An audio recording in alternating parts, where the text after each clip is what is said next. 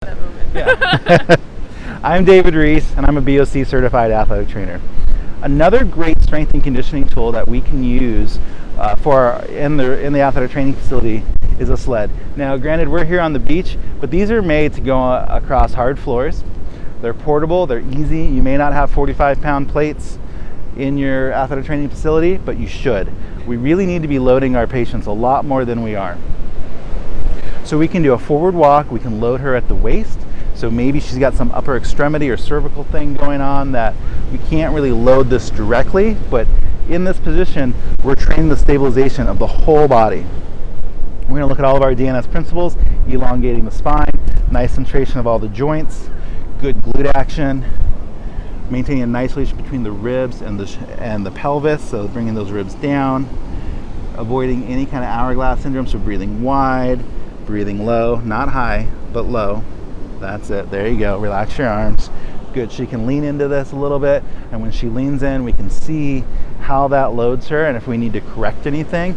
We've got 245s on the sled, but you don't have to put 245s. You could put 10 pounds. You could put 5 pounds. You can put whatever is enough to load them. It's just more than walking, because maybe they're walking, but they're not quite ready to run, and you're trying to find that transition between walking and running. This is a great option. So go ahead and walk forward.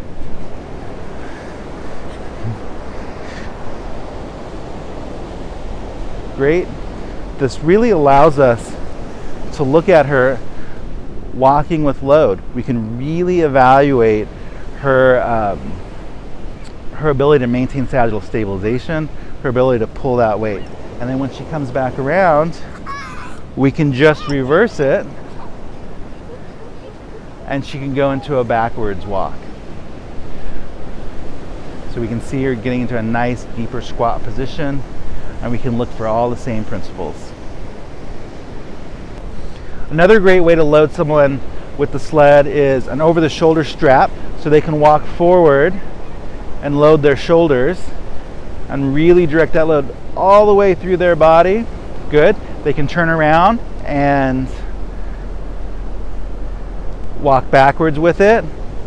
And in this position, before you walk, right, we can look at all of our DNS principles, elongating the spine, relationship between the ribs and the pelvis, dropping those ribs, that's it.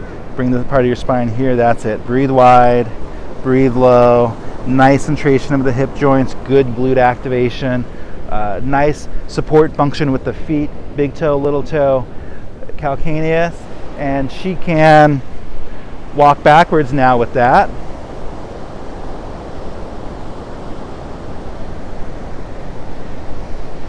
And in that, and she can change the position of our arms. She can be where she was, she can be further out here, she can be further in here. It's a great way to train stabilization of the shoulder while integrating that into a lower body exercise. And another option is to create more of an upper body exercise with this, or a combination upper body, lower body. But she can go into a squat position and kind of lean against the weight a little bit. You can train all of your DNS principles, elongating the spine. We'll see, bring your spine back a little bit. That's it. Breathe out, nice. Breathe low, good. Nice centration in the shoulders.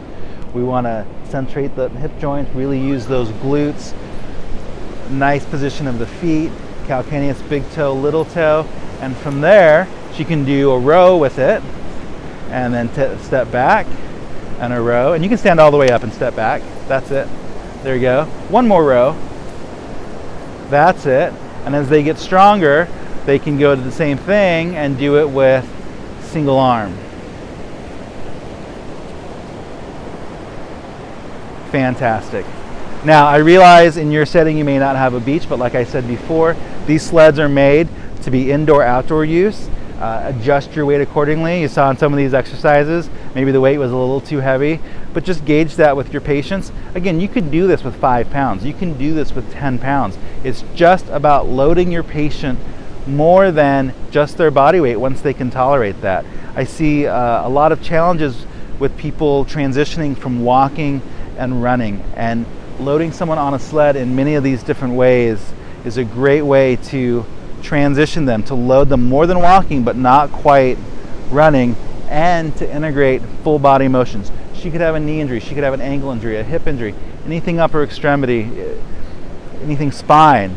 We can make those adjustments with any of these options with the Sled. If you'd like to learn more about these exercises and DNS and how to integrate DNS into your athletic training facility, www.dnsflorida.com.